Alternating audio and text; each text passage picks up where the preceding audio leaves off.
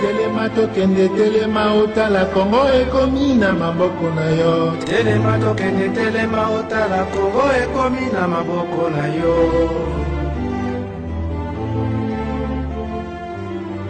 Moninga moninga moninga moninga Telema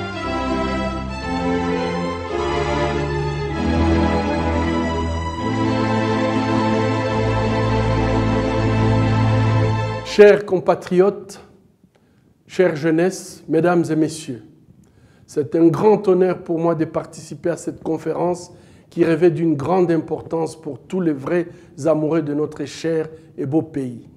Cette manifestation traduit la volonté de notre jeunesse de sortir des sentiers battus afin de trouver des solutions originales aux différents problèmes qui accablent notre société aujourd'hui.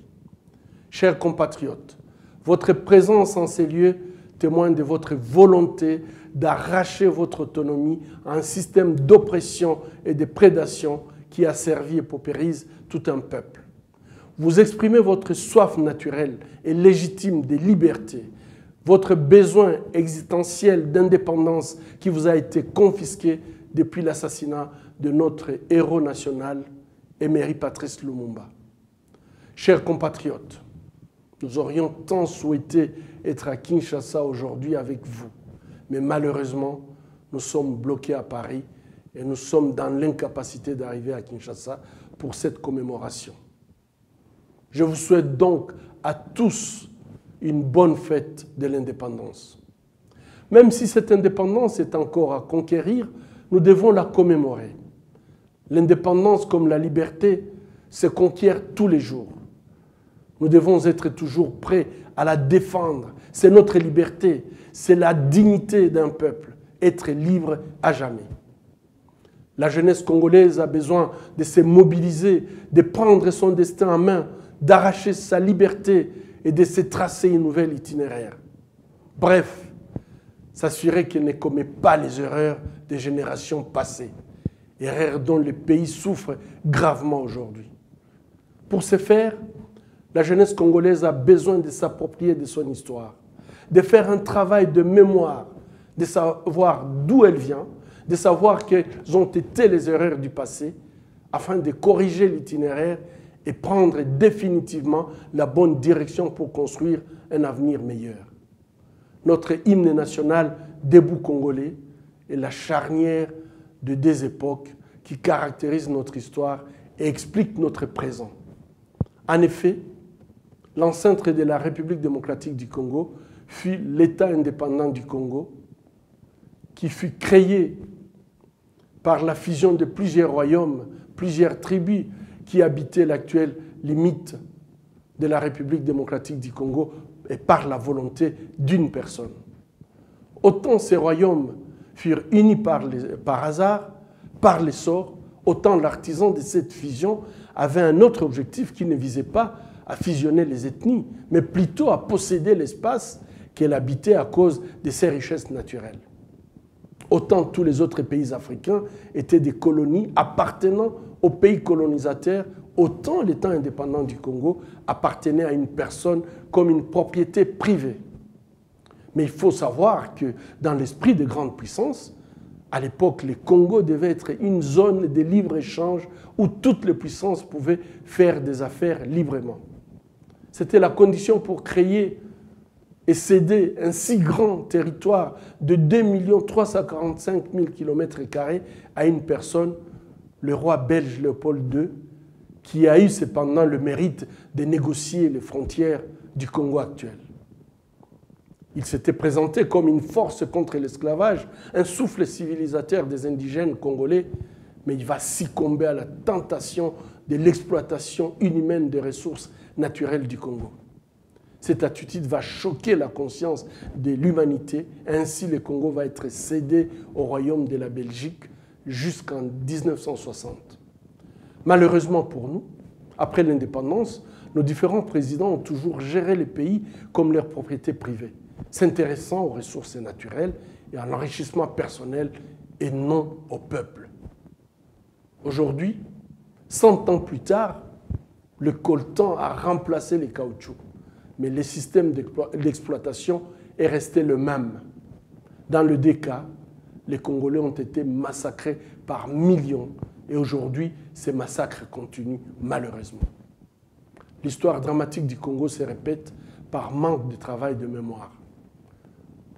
Nous avons donc été unis par les sorts. Et cette unité doit être considérée aujourd'hui comme une opportunité et non comme une menace.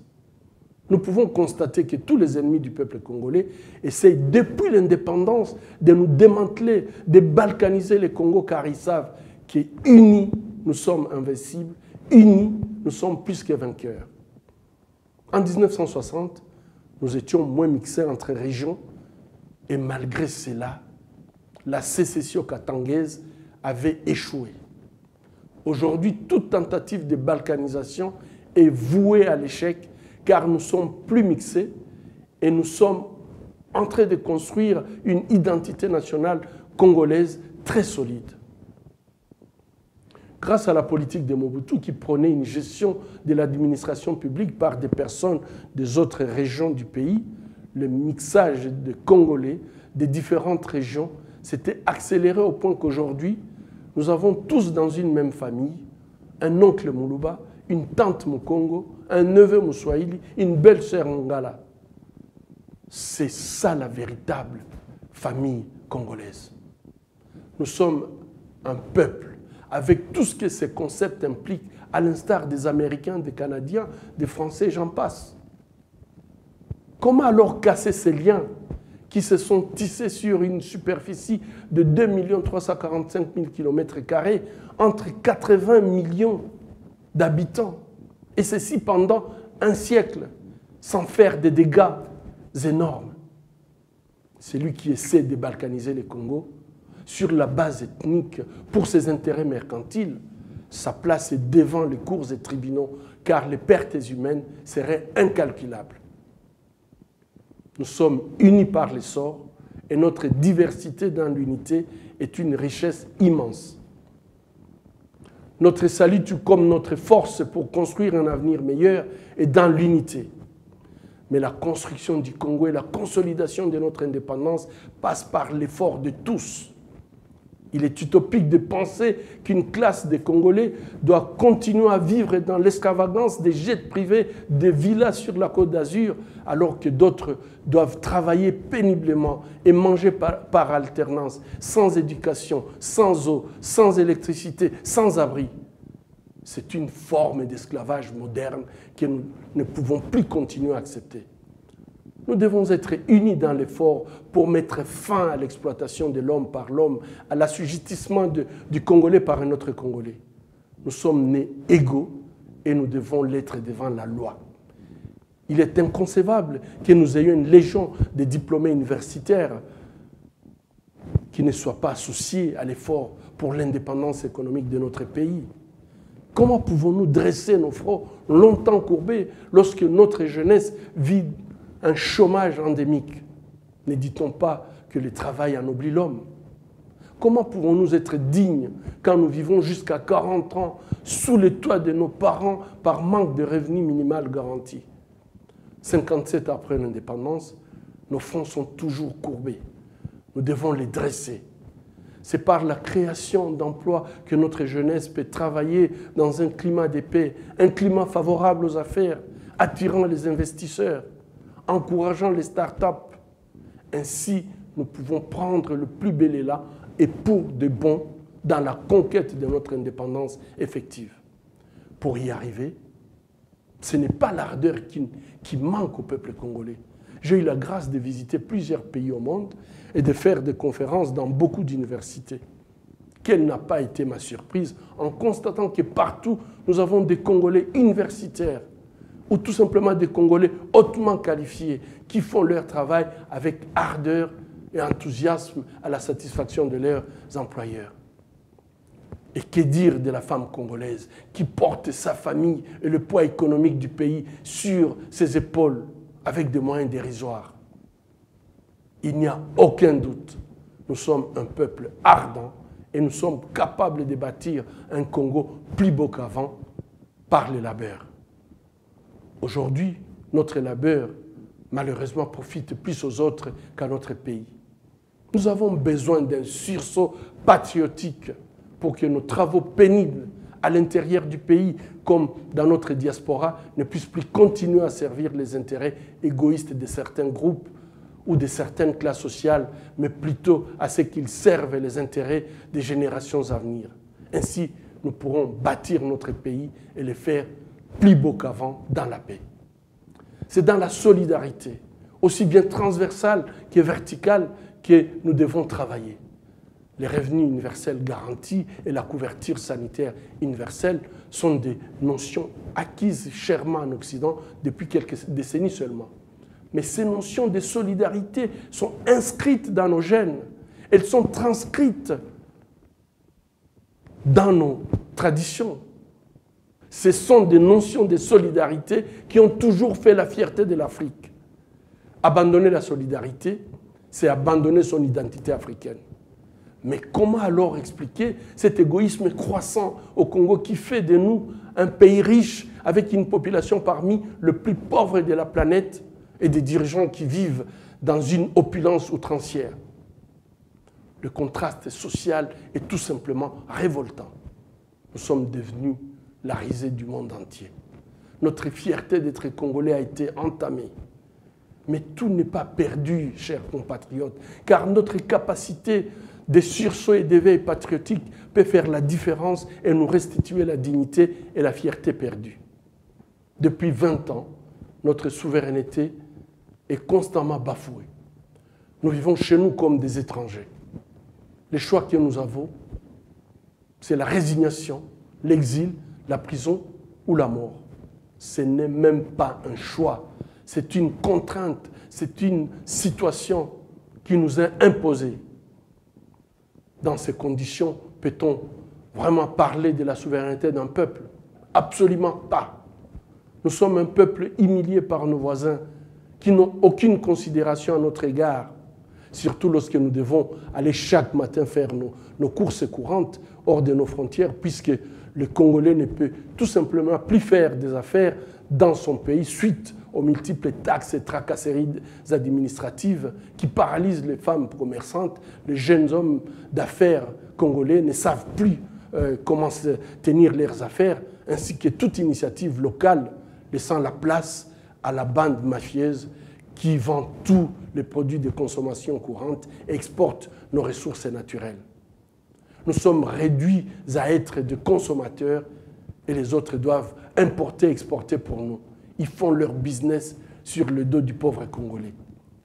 Lorsqu'on évoque une enquête internationale sur les crimes commis sur nos frères du Kasaï, ou quand il y a des sanctions des responsables qui ont abusé des droits humains, c'est la seule fois, malheureusement la seule fois, que notre gouvernement évoque le principe de souveraineté de l'État congolais. Dans d'autres circonstances, cette souveraineté n'est pas du tout évoquée. Nos gouvernants oublient que la souveraineté doit respecter la définition de l'État, ce que nous avons cessé d'être depuis 1996. Qu'on ne se leurre pas. Si un État est une personnalité morale de droit public, contrôlant un territoire bien identifié par des frontières, organisant un ordre social, juridique et politique pour un groupement humain relativement homogène, mais attaché à un vouloir vivre collectif et représenté par une autorité à qui a été confié le pouvoir des contraintes, qu'en est-il au Congo? Depuis 1996, nos frontières sont perméables. Les États, les groupes armés étrangers, les bandes mafieuses, les contrebandes et les éleveurs entrent et sortent à leur gré. Ils tuent, ils violent sans se gêner, brûlent nos villages sans que le pouvoir s'en émeuve. Cette personnalité morale devrait organiser également un ordre social. Mais au Congo, le gouvernement détruit la cohésion sociale par les injustices, la corruption et toute forme d'antivaleurs qui sont en train de miner notre société. C'est une véritable autophagie. L'ordre juridique est remplacé par les arrangements à l'amiable à cause des graves dysfonctionnements de notre système judiciaire. Nous avons de bonnes lois, mais leur mise en œuvre fait cruellement défaut. L'impunité règne dans tous les domaines. Toutes nos institutions sont illégales et illégitimes. Elles fonctionnent sans tenir compte de la volonté du souverain primaire exprimée dans la Constitution votée par référendum. La loi fondamentale a été mise entre parenthèses. Nous réclamons haut et fort le retour à l'ordre constitutionnel. L'opposition politique qui devrait faire vivre la démocratie s'est fait rouler dans la farine par les pouvoirs avant de la pulvériser par des manœuvres politiciennes. L'ordre politique n'existe plus. Les partis politiques de l'opposition doivent se ressaisir. Ils doivent se recomposer et définir une nouvelle stratégie pour assurer l'alternance démocratique. De ce qui précède, qu'est-ce qui reste de la définition d'un État au Congo? Pas grand-chose, hélas. Il est visible à l'œil nu que notre cher État congolais est la cible systématique des ennemis du Congo, tant ceux de l'intérieur du pays que ceux de l'extérieur. Pourtant, une nation forte, nous le sommes par notre histoire commune passée, notre volonté de vivre ensemble aujourd'hui et de rester unis demain. Les Congolais sont liés à leur nation et résistent à toute tentative de désintégration. Avec toutes les bénédictions que Dieu nous a données, le Congo est un véritable don béni avec ses eaux, ses fleuves, ses rivières, ses terres arables, sa forêt, son sous-sol, ses ressources humaines. Nous pouvons changer notre histoire. Nous pouvons changer la perception que le monde a de nous. Nous pouvons surprendre ceux qui ont déjà parié sur notre disparition en tant que peuple. Nous pouvons désorienter le pronostic. La seule chose qu'il nous faut, c'est croire en nous-mêmes et choisir de bons alliés dans la refondation de notre État. Nos aïeux et les pères fondateurs de l'indépendance se retourneraient dans leur tombe si on leur passait les films de ce qui est devenu le Congo qui nous ont légué après 57 ans de gestion chaotique. Nous trahissons tout simplement Kimbangu, Lumumba, Kasavubu, Bolikango et les autres. Où est la moindre expression d'amour pour notre Congo? Nous agissons comme si nous étions des prédateurs de notre propre héritage, le Congo. Nous avons tenu une seule promesse, c'est de peupler ton sol au Congo. De 14 millions d'habitants à l'indépendance, aujourd'hui, nous sommes 80 millions d'habitants. Paris tenu puisque tout simplement la natalité est corrélée à la pauvreté. Quel triste pari gagné. Oh notre cher Congo, nous avons manqué à l'obligation d'assurer ta grandeur par la bassesse de nos actes inciviques. Le 30 juin, nous les fêtions sous un doux soleil. Mais aujourd'hui, avec la déforestation, la destruction de notre environnement, le 30 juin est fêté sous un soleil voilé par la poussière, un climat sulfureux. Nous avons désacralisé un jour immortel. Alors que les compatriotes Franck Diongo, Muyambo et nos jeunes artistes récemment arrêtés pour avoir dénoncé les massacres de Beni et du Kasaï, et tous les autres qui croupissent injustement en prison, le serment de la liberté que nous devrions léguer à notre postérité subit une grave entorse. Debout Congolais, la liberté se gagne tous les jours. Et malgré toute ta souffrance, ta réserve d'énergie peut encore te permettre de te battre pour ta liberté, comme se sont battus les pères de l'indépendance. Debout Congolais, il n'est jamais tard pour bien faire. Ta liberté et ton destin sont entre tes mains. Debout Congolais.